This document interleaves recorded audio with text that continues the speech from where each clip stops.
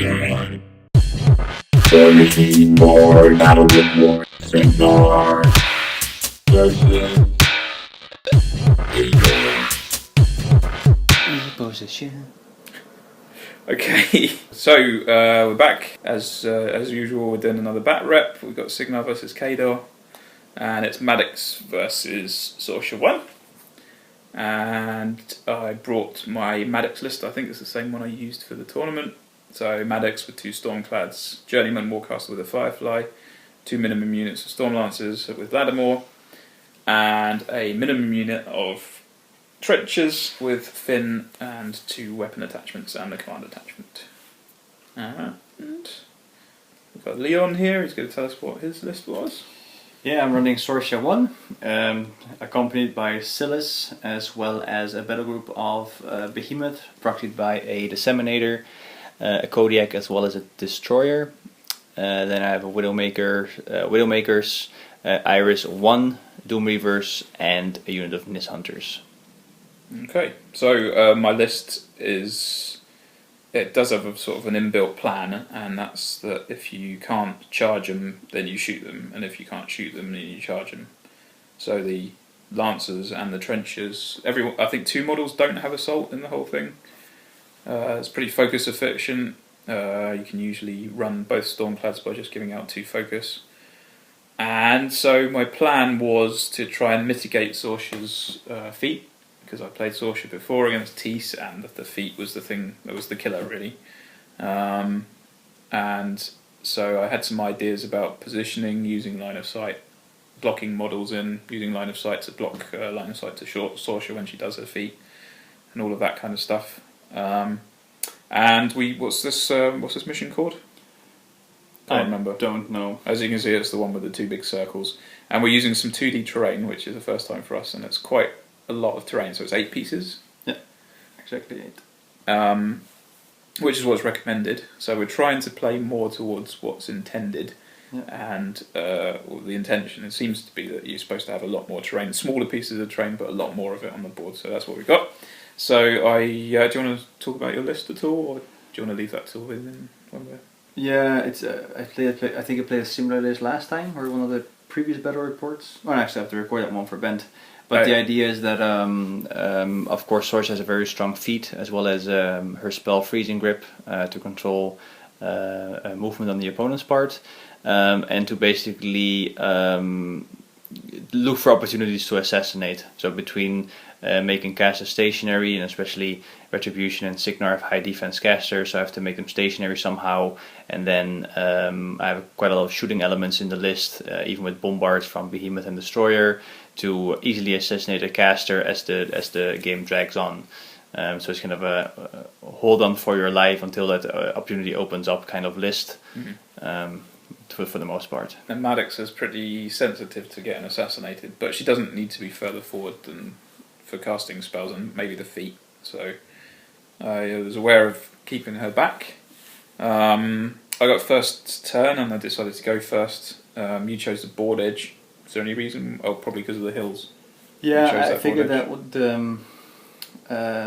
one of the zones on your side was kind of blocked off because of the terrain. Yeah, the left-hand one. Yeah, so would have been harder for you to get into the zone, which probably gave me some more time to position better. Mm-hmm. Then there's also 2 hills to help me with defense, with a couple of units that are already high defense natively, Widowmakers as well as Nis Hunters, and that in combination with Fog of War wouldn't help me prevent most of the damage from your shooting. Yeah. So I think that was the right choice. I would have chosen that side if I had to choose.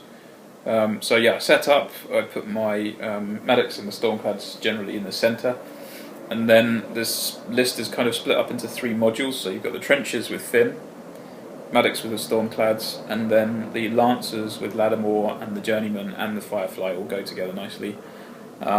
So as you said, the left-hand zone was a little bit blocked off. So I decided to have the Trenchers on that side because they've got smaller base, and they can have snipe on them from Maddox. So that means they can threaten past the other side of the zone. Yeah. And then the Stormlancers on the right-hand side. There's more space for them to move around. And Maddox in the middle, so she could take advantage of the trench at the beginning of the game. and yeah, the Firefly and Journeyman are between the 2 units of Storm Lancers. So my idea was, because I got first turn, get to the edge of the zones and set up camp, because then I can outrange anyone who rolls up. I can do some nasty stuff to them. I knew that your infantry would be up front because all the jacks are so slow. So yeah, just basically set up and wait there. So if you on the first turn, you can see that's what I did. Cautious advance with the trenches. Took out 2 Widowmakers. Yeah, unpleasant. Very unexpected, really nasty.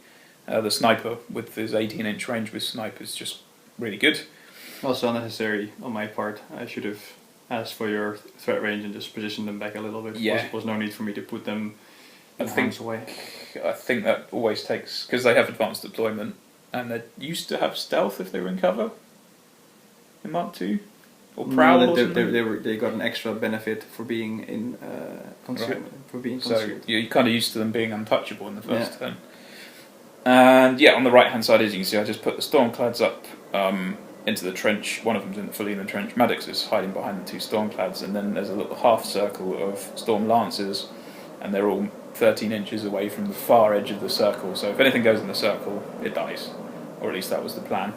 Journeyman and Firefly are in between the Storm Lancers, and we've got Snipe up on the trenches, as we already talked about, and they took out a couple of Widowmakers. We've got a sail up on one of the Storm Lancers in case I need to hot swap during feat turn, and the extra armor and tough spell, which I've forgotten the name of, on one of the unit of Storm Lancers, and the other unit of Storm Lancers have got Arcane Shield from Junior. So that's me saying, "Come at me, bro." So your first turn. Yeah, that was a long turn for me. There was a lot of thinking. Your list messes with my head. Instead of just going through the motions and doing probably what I would normally should do, I just get very insecure and don't make any mistakes. Don't make any decisions. Okay. Yeah. So what you see in this picture is probably half an hour of thinking. I figured everything I put in the zone dies. I cannot not go in the zone because I have to at least have some presence there, and also force you to make some tough decisions. If I move too far in the zone, I can't retaliate with any of my jacks if you do decide to charge, for instance, my Doom Reavers. So, nah. No. What I end up doing is moving Doom Reavers up sort of halfway into the zone, while still being in range of at least 1 jack countercharging if you do charge the Doom Reavers. I move up Behemoth towards the center. The problem here, of course, was that despite the Doom Reavers being so spread out to counter Electro Leaps, if I then push up my jacks and stand next to them, they could have been taken out just by targeting the jacks. Yeah, that was the main issue right now. So I couldn't even really move up my jacks much, just again to prevent them from happening. Yeah, so it's easier to hit a Khador jack, even with Fog of War up. It's easier to hit a Khador jack. Yeah. Than it is to hit Doom Reaver. So that basically meant that my jacks were still way too far back after the first turn, and my Doom Reavers were standing in the zone, but with less support than I hoped for. And the Nis Hunters, but he spread out a lot again to hopefully not get hit by too many Electro Leaps, and also not get charged by Finn, who was at that point threatening them. I didn't want him to Pac-Man through my Nis, so they spread out a lot to prevent them from happening. That's the new verb for Finn. Yeah. Pac-Man's up. So, very spread out army. I am in the zones, but I don't have too much to retaliate with, although I still have something here and there. Yeah, so I was rubbing my hands with glee because I felt like my plan was working. So as you can see, the Nis sort of there's a bit of a hole where they used to be. Yeah. So because of Snipe, I was able to aim and sort of help me hit through all of their defense bonuses that it had. So starting from the beginning, so I kept up Snipe, Dauntless Resolve, and Assail, and Arcane Shield. Everything stayed as it was. I also cast Onslaught on Maddox herself, and then moved her up to put all of the Storm Lancers within her control range, which then, starting from the right, allowed the Storm Lancers, the first one to charge Iris. which was super important, and took her out. The remaining 2 then chomped up some Doom Reavers. And then I did some shooting with the remaining Storm Lancers and Maddox, Lattimore, and munched up some more Doom Reavers. Stormclads moved up and really didn't do anything, I don't think. And the trenches more or less stayed where they were, didn't they? Or did they move? Let me look at the previous frame. No, they aimed. They all aimed and then took it. Oh, Finn moved himself. So after taking out all of the NIS, I still needed him. I was considering charging him at the NIS behind the wall, but he still needed to claim that zone because all of my trenches weren't in there. So on your second turn, I wanted to make sure that I was set up to score a point. Yeah. So he fell back, which feels wrong for Finn, and actually turned out to be the wrong thing to do for Finn. And I think that's all to say. So yeah, basically cleared out all the infantry out of both zones, and that's it. That's all there is to say, really. So losing the NIS was not good. That was definitely a heavy blow. It wasn't something that I anticipated. Especially not with Fog of War up and then having a high native defense, being on hills, that kind of stuff. But that's what happened. So I think I needed 8 to hit, but I had enough shots, and yeah. I think I was left with 2 or 3 Doom Reavers at this point, which I kind of expected because of course I put them in the zone, and something had to die that first turn. Got some good tough rolls though. Yeah, 2 survived. The 2 remaining were both because of toughs, weren't they? Yeah.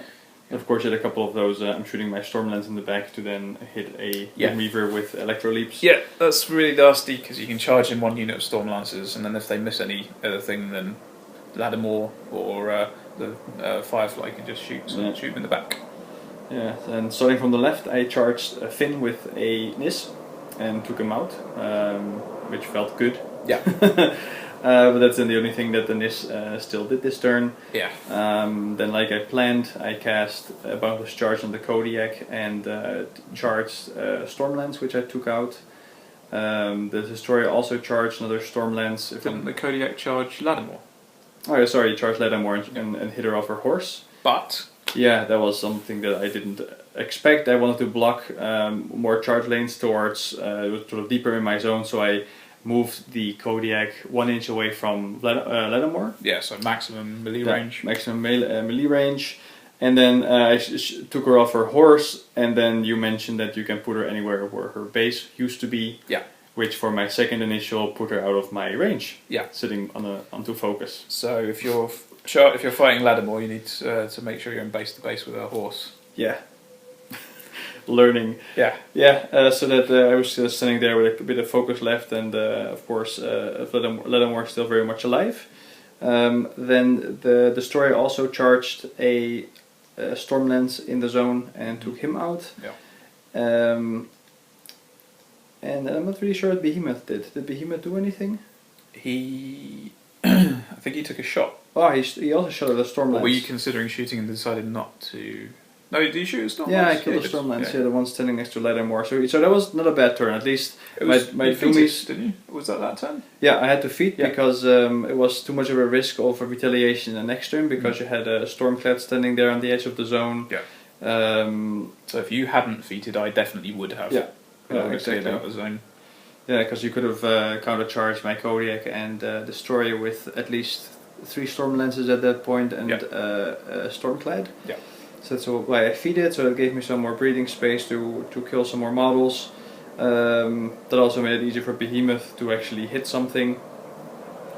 So that wasn't a bad turn per se. So at least the Doom Reavers were they died for a good cause. Yeah, they certainly soaked up some. They stopped the Storm Lancers moving across the zone and blocking your route into the zone. Yeah. So you had to do it. Yeah, unfortunately though, there's one Stormlance still on my flank, facing my Doom Reaver, and I needed to roll a 10 on 3 dice to kill him and get him off of my flank, and I roll a 9, so he was left on my flank with 1 box, which wasn't ideal. Yeah. And that was it. So I was left with pretty open left-hand objective zone. I think there was one this guy left. and the right hand one was pretty full and full of Khador heavies, which is not ideal if you want to score points. And I had several frozen guys, so it wasn't quite as devastating as the Sorscha 1 feat that I experienced last time I played against her. But it was still pretty. It just takes all the wind out of my sails, really. So it makes them much easier to hit, and I can't do anything on the next turn. So the jacks shook the effect, and the journeyman warcaster shook the effect. Maddox wasn't in, didn't get frozen anyway.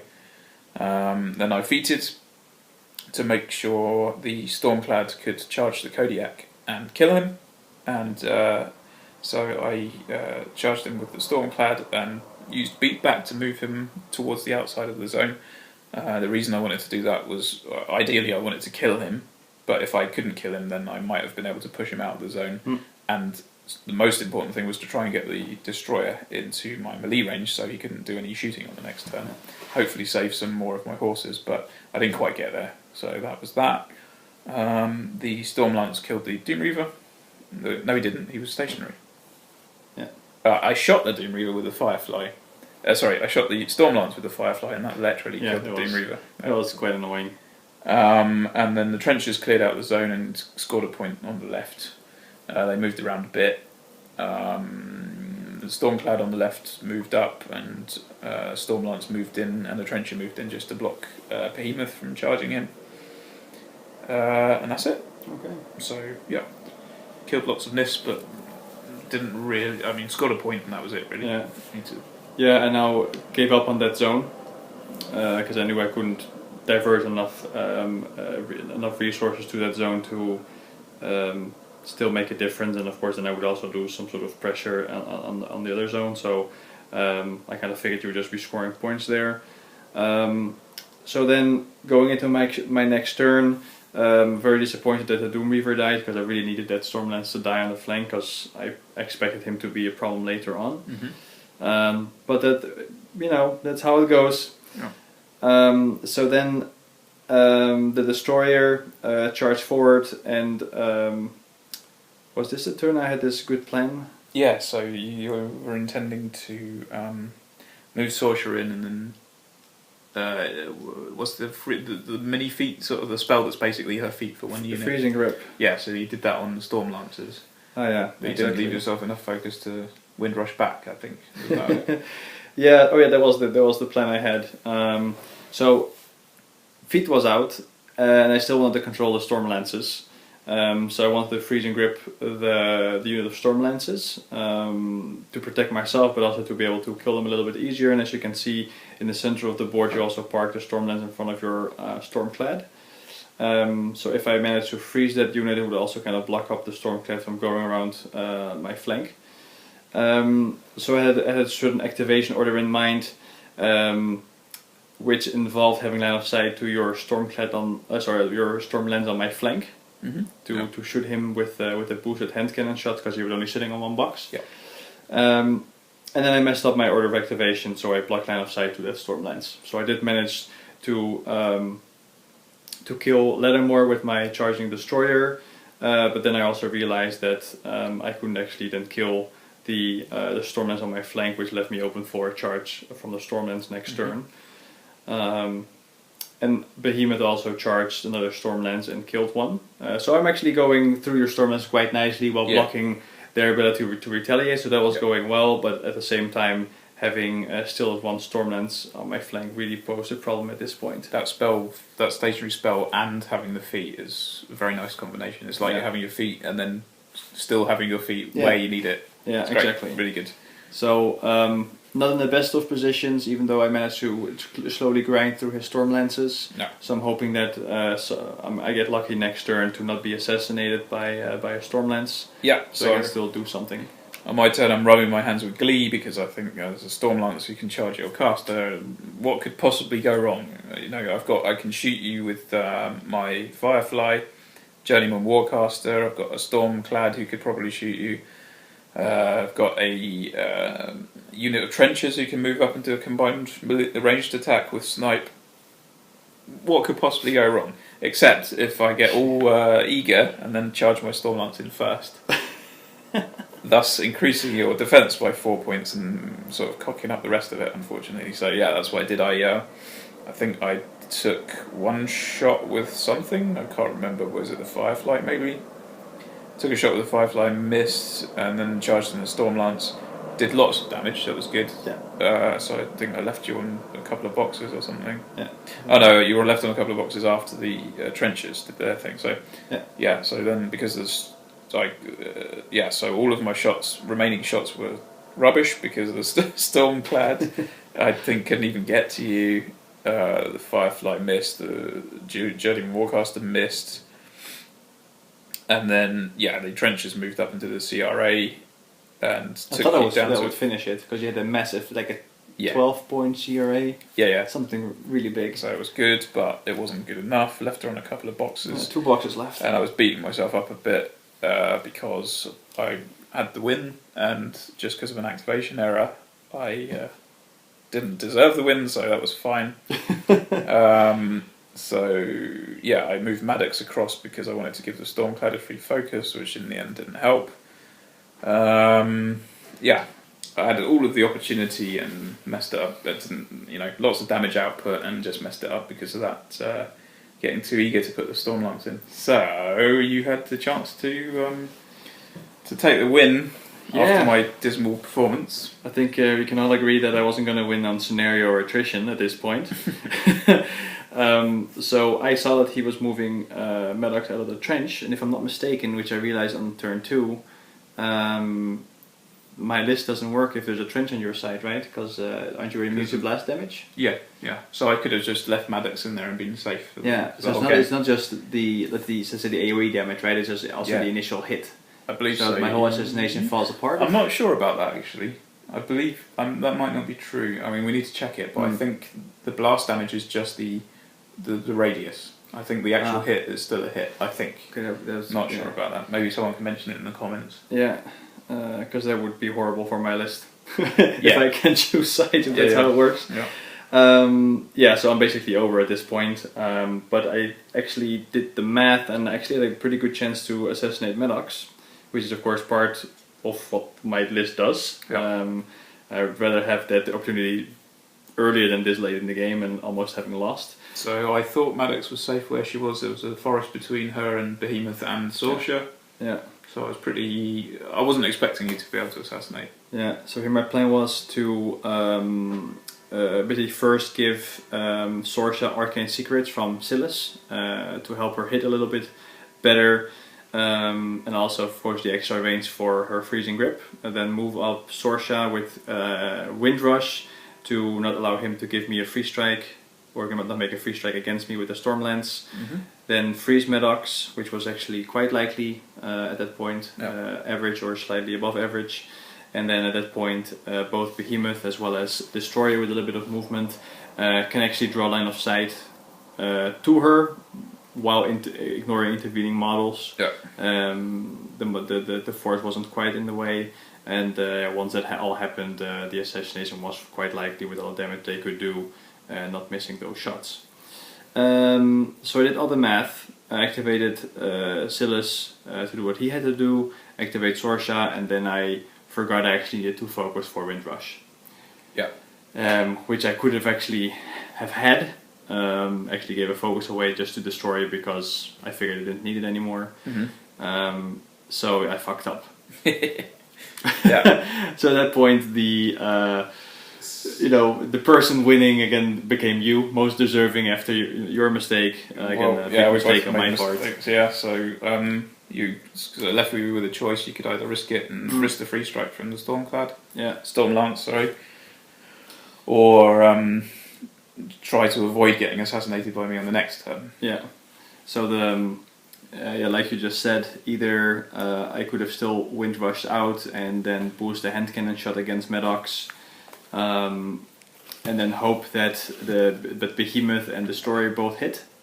At which point I could still assassinate you, but I would have had to hit all 3 bombards and do decent damage, which we tried last time in a different game, and that is actually not that likely. It's 50-50 on most casters, but that's okay because the idea is you do it every turn. Yeah. So yeah.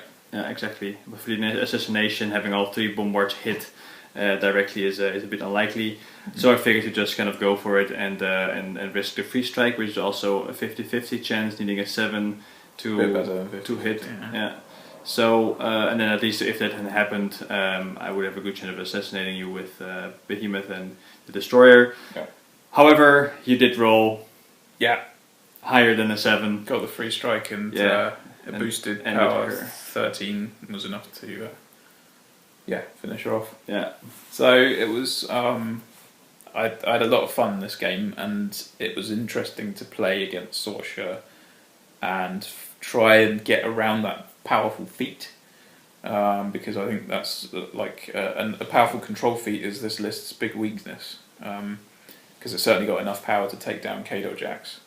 So the first 2 turns were great. The plan went nicely, killed a lot of infantry, and then as soon as it turned into more of a reactive game, then I felt like my game sort of fell apart and started making mistakes and started slowing down everything. So that reactive and closing out the game with this list is what's important. Obviously, when I'm not playing against a control feat caster, then it would probably be a lot easier, I guess. So against Butcher 1, I think I've already played similar lists and it's done quite well. So I'm not looking forward to playing against Kalissa with Bent's army, for example. How about your army? What do you think? Do you think you're going to make any changes, or? I'm happy with Sorscha. I think because she plays so dynamically, it takes some getting used to. So I definitely have to play her a lot more often to really make the most out of her feat. Make sure you just don't feat and kind of sit there, just kind of prevent you from having a turn basically, but not capitalize on everybody just standing still. Yeah. So I think that requires some practice, and also freeze and grip I think is an important component. But at that point you put yourself so far forward, and you only have 6 focus to give, so do you still want to ring rush back, all of those kind of things. So that definitely requires much more play. The one thing I'm not happy with is the Nis Hunters, I think, because you do pay quite a lot for all of their tricks basically, and the high defense. But you consistently outrange me with snipe. Of course, I have to play very carefully because of electro leaps. Yeah. So I can't really control the board as much as I would like with them, despite having high defense. Yeah. So they're probably overpriced for how I get to use them against your list, and in other matchups so far I haven't really felt I needed them that much. Versus maybe just having a cheaper meat shield in the list. So, like for example, swap them out for Winter Guard and then upgrade one of your heavies, or get another unit or something.